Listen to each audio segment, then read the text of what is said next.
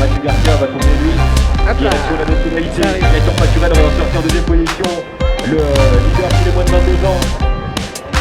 Avec la sortie maintenant d'Oscar Lombardo qui donc espère une place dans ce classement provisoire. Il ressort troisième Oscar.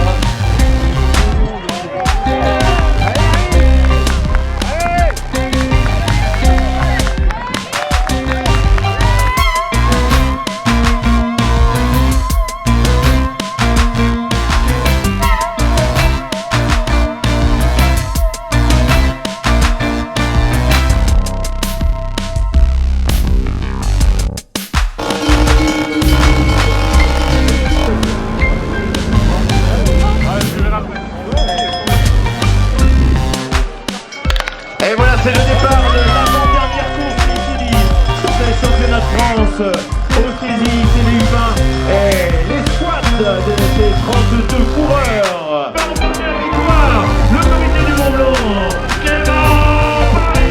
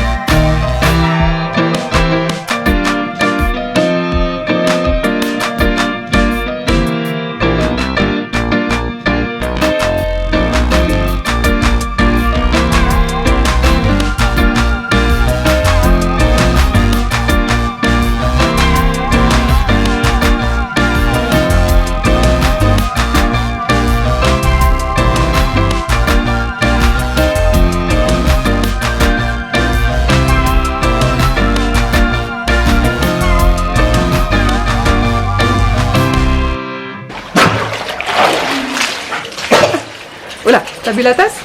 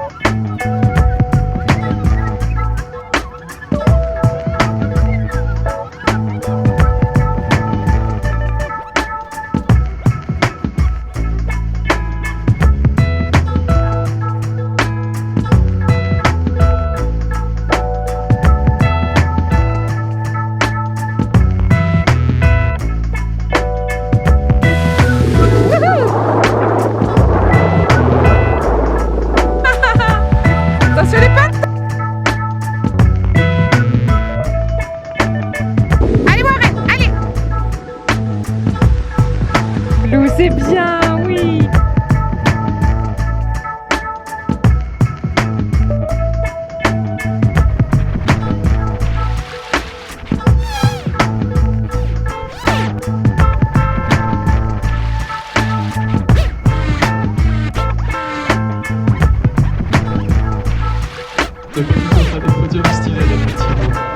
Des podiums avec donc des médailles au niveau, on va revenir aussi sur la saison, sur ton début de saison qui a peut-être été...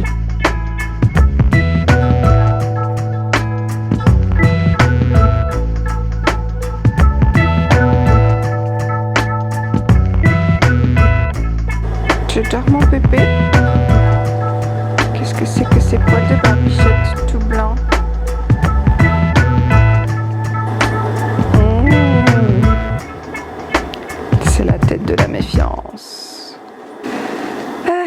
est mort de rire avec ses toutous. Salut, je vous retrouve aujourd'hui pour un nouveau vlog. On est au mois d'avril. On doit être aux alentours du 9 avril, je crois. Et sur ces derniers jours, je profite pour chiller, pour me reposer clairement après cette saison qui a été très compliquée. Oui, c'est la patte de mon chien. Petit bout, petit bout.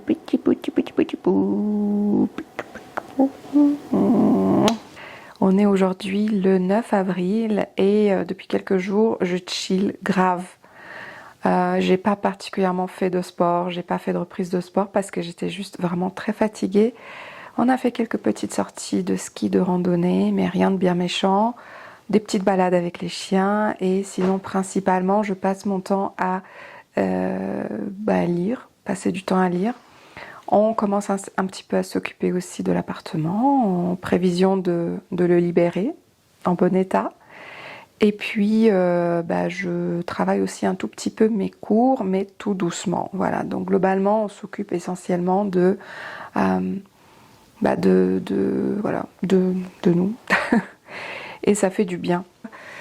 Et clairement les journées se passent sans encombre, le soleil brille dans le ciel. Il y a juste aujourd'hui où là il vient d'y avoir un petit passage pluvieux. C'est pour ça que j'ai revêtu un pull.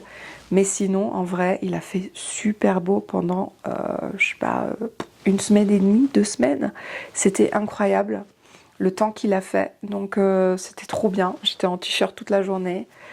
Et voilà, donc j'ai vraiment profité de ce beau soleil pour faire des petites promenades avec les chiens, du ski de randonnée et aussi, comme vous avez pu le constater, je me suis rendue au championnat de biathlon et de ski de fond au CESI. C'était les championnats de France et j'ai pu voir aussi le passage de Julia Simon et de Justine Brezaz aussi au CESI, que j'ai pas eu la chance de voir concourir lors du biathlon, mais par contre je les ai vus sur le podium. Et écoutez, je profite à mort pour me reposer parce que je vais reprendre le travail aux alentours de la mi-avril et qu'on a des choses encore à faire avant de partir d'ici.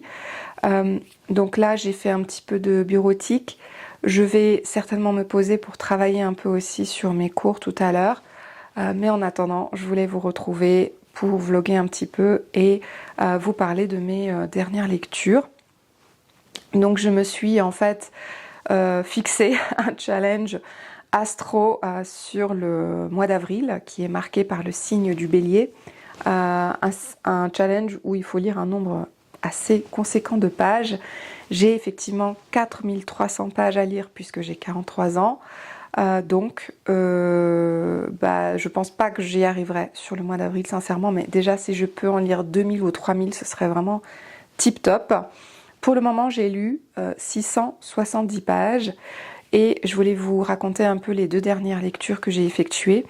Il s'agit tout d'abord de Market Man, le tome 1 de Jake Ronover, que j'ai ici aux éditions Hugo Roman. Je ne sais pas si c'est sorti en poche cette saga, mais en tout cas elle est adaptée sur Netflix en série et en voyant la série, j'ai dit c'est l'occasion, j'ai le livre avec moi, je vais commencer, ça c'est épais, ça se lit très très vite. Malheureusement j'ai déchanté lorsque j'ai vu l'écriture qui est extrêmement pauvre, en plus c'est une traduction. C'est écrit de manière assez gauche et en plus de ça, les personnages n'ont pas une psychologie tellement développée. Alors comment résumer ce livre ? On est avec un duo qui se connaît de longue date. En fait, ils sont amis. Donc elle s'appelle Shaw, elle vient d'une très très bonne famille, assez aisée.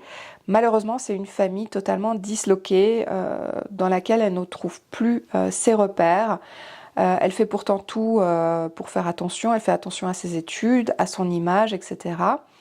Et elle a été très amie, on leur prêtait même une relation avec un garçon qui faisait de la partie de la famille de Rule. Et Rule, c'est ce garçon sur la couverture, c'est le frère, et Rule, il est tatoueur, il est tatoué, percé de partout, et il enchaîne les conquêtes. Il a une vie absolument rock'n'roll.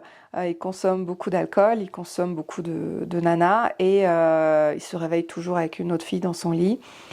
Et ils se connaissent donc avec Shaw, puisque Shaw a été adopté en quelque sorte par la famille de du frère de Rule, qui aujourd'hui est décédé malheureusement.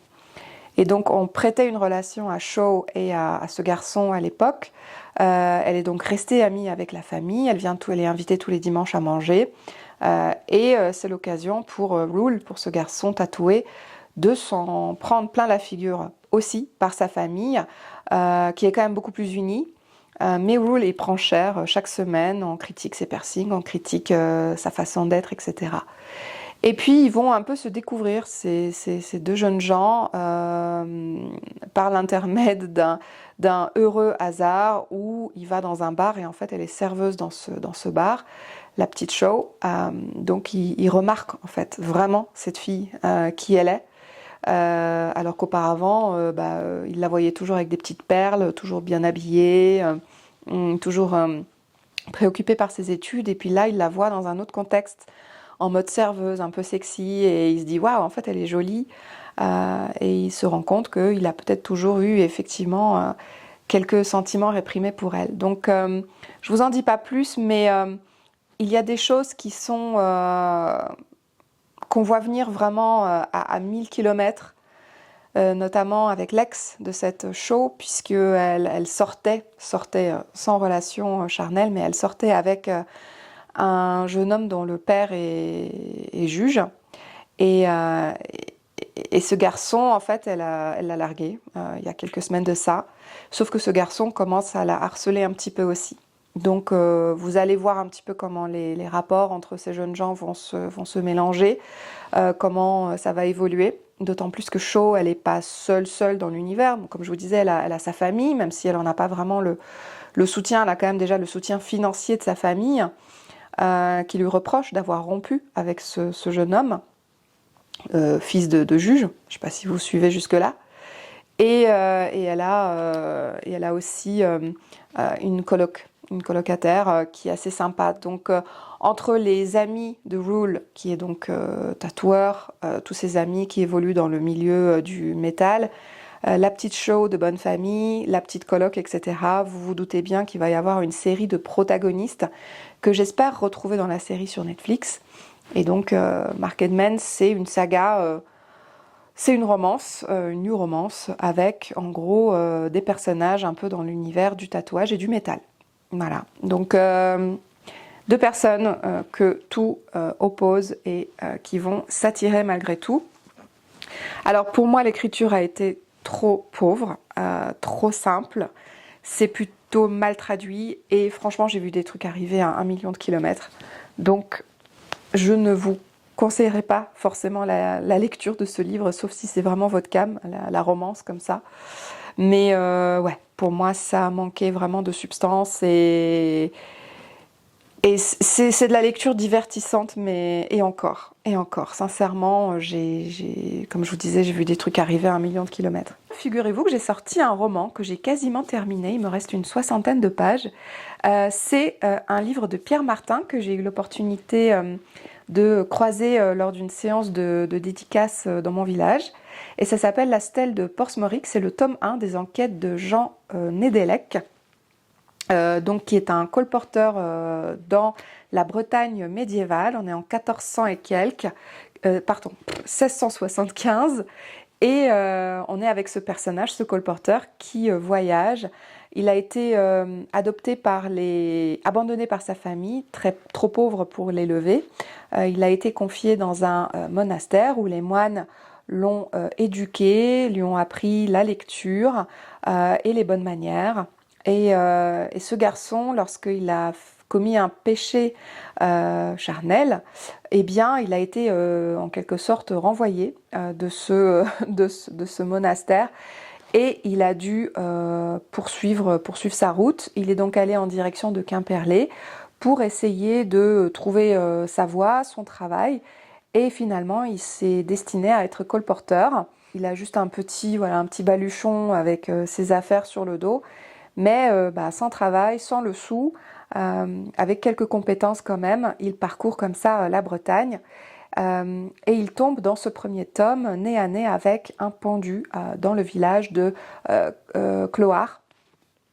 qui est un village qui existe réellement et qui est tout près de chez moi. Et donc la découverte de ce cadavre pendu va le mener sur une enquête qui tourne autour notamment du braconnage de saumon, quoi, hein, du vol de saumon pour refuser de payer les taxes. Et donc ayant rencontré l'auteur, ayant fait dédicacer le livre, l'auteur m'a clairement expliqué qu'il a écrit ce roman à la suite de ses recherches dans les archives en fait régionales de Quimperlé. Et donc le dossier qui est évoqué au début de ce roman existe réellement. Et il a bâti en fait son histoire à partir de ça, à partir de ces faits réels. Donc déjà c'est hyper intéressant. J'apprends énormément de choses sur la Bretagne au Moyen-Âge. Sur les mœurs des gens, sur leur métier, sur leur façon de vivre, sur les villes, comment elles étaient organisées, qui était au pouvoir, etc. Et vraiment, j'apprends tellement de choses. C'est un bonheur à lire. Et l'écriture, là, pour le coup, elle est magnifique. C'est hyper bien écrit, vraiment. Je suis très agréablement surprise, étant donné que c'est du roman régional quand même, parce que là, on est essentiellement autour de la ville de Quimperlé. En fait, j'ai pas l'impression de lire un roman régional, tellement on est dans quelque chose de qualitatif, quoi. Déjà, on est sur une enquête, on est sur un personnage qui, franchement, est super agréable à suivre. Ce Jean Nédélec, là, c'est un garçon qui est cultivé, qui a de bonnes compétences, qui est courageux, qui est honnête, voilà, c'est le genre de personnage qu'on adore suivre. J'ai l'impression d'être un peu dans un des livres, vous savez, de Henri Leeuwenbruck, que j'adore. Et là, avec une portée un peu plus régionale, sur la Bretagne, on en apprend énormément. Et j'ai aussi le tome 2, et je pense que je vais clairement faire une petite pause entre les deux, et enchaîner ensuite sur le deuxième tome de ces enquêtes de Jean Nédélec, parce que vraiment c'est super qualitatif et c'est hyper agréable à lire. Donc ça, pour moi, c'est du plaisir. Là, il me reste 60 pages et sincèrement, j'ai pas réussi à réellement décrocher du roman depuis le début de ma lecture. Donc pour l'instant, très contente de cette lecture. Je vous retrouve un peu plus tard pour la suite de ce vlog, histoire qu'il dure pas 1000 ans. À toutes. Et je veux sortir, maman.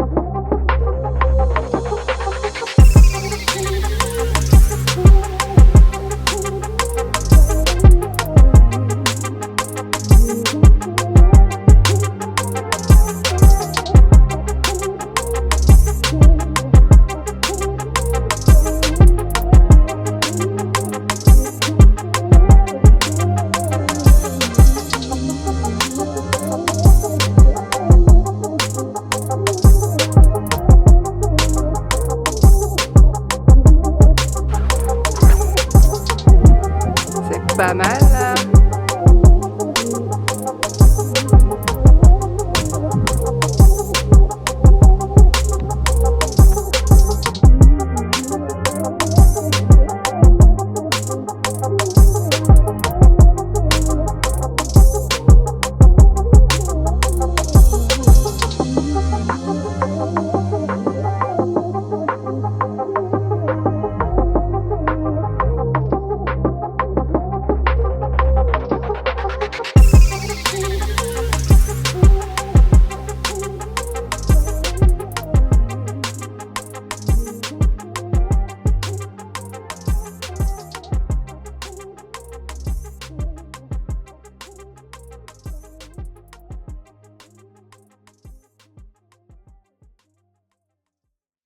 C'est la merde, c'est la merde. Ski de printemps. Oh waouh. Ah oui, là il va falloir déchausser, je pense. C'est la merde. Là on dérape et l'idée c'est qu'avec on virage sur la motte de neige. Ouais, capiche.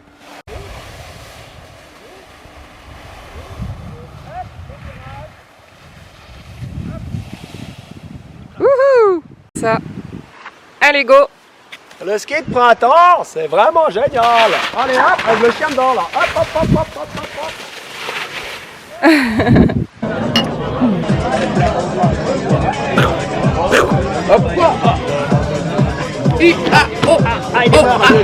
Il est mort. Ah, il est vivant. Ah, il est vivant. Ah, il est vivant.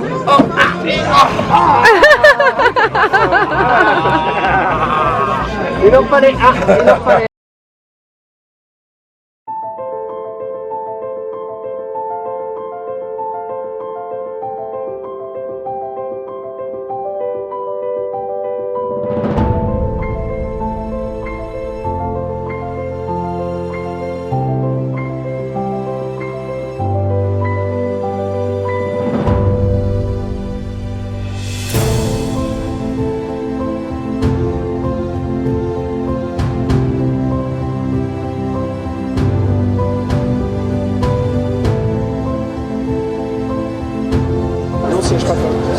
Ici, elle a dit qu'il fallait pas. Le 65. Et le 4 et 2 sont sortis. Le 65.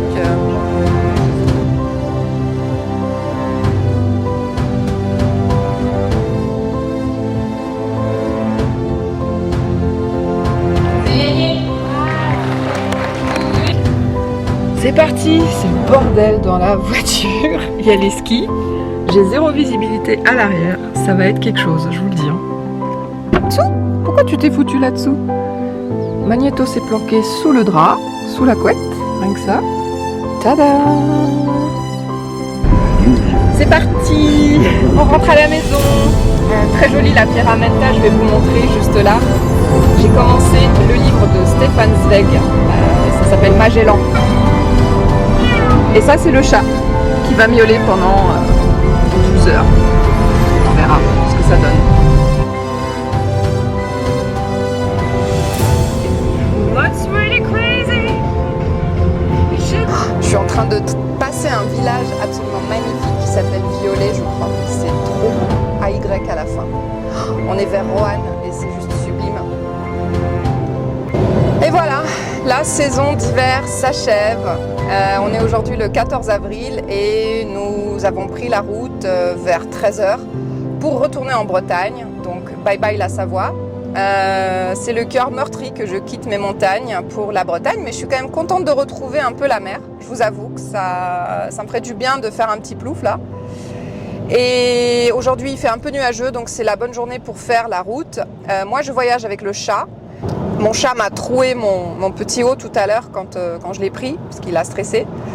Donc il est dans une énorme cage.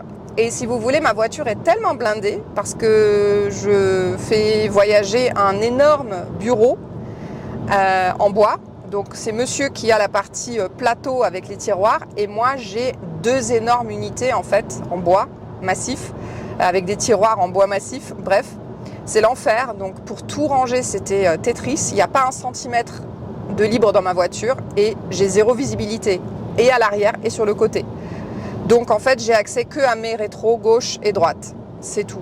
Et autant vous dire que quand on a passé l'agglomération lyonnaise, j'ai énormément stressé sur le périph' parce que les gens roulent en mode Grand Turismo quoi, tu vois, et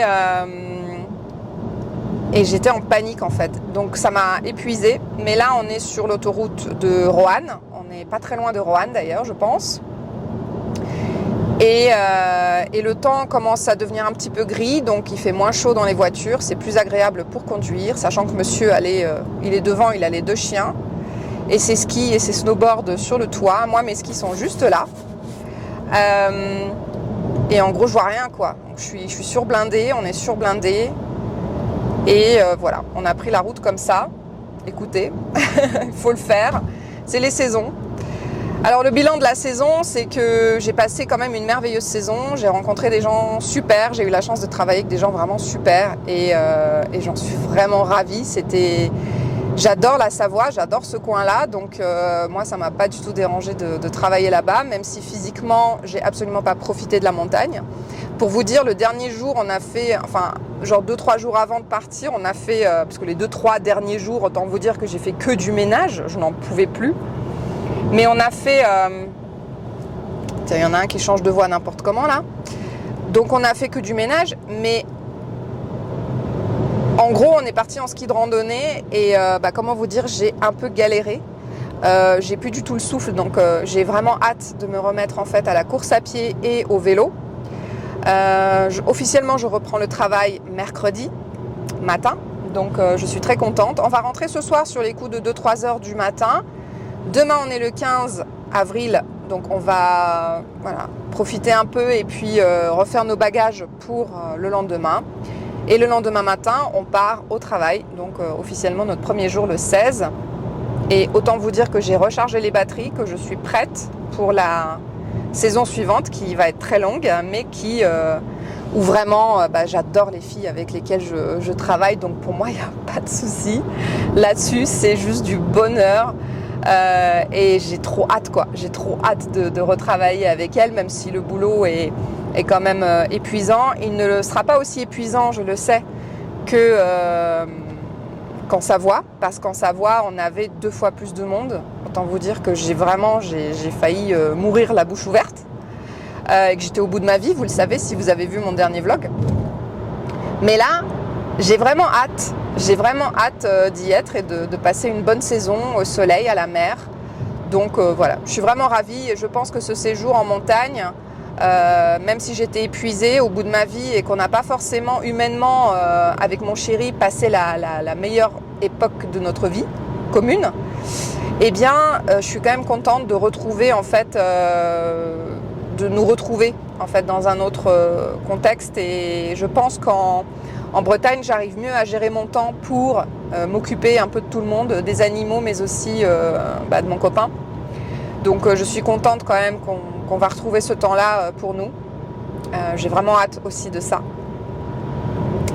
Parce que là-bas, c'était vraiment très dur en Savoie et physiquement, j'y étais pas du tout. Et que ce soit pour le sport, que ce soit pour mon travail personnel, que ce soit, je donnais toute l'énergie, le peu d'énergie que j'avais, je le donnais à mon travail et à mes chiens, à mes animaux. Donc j'en avais plus beaucoup à donner aux autres en vrai.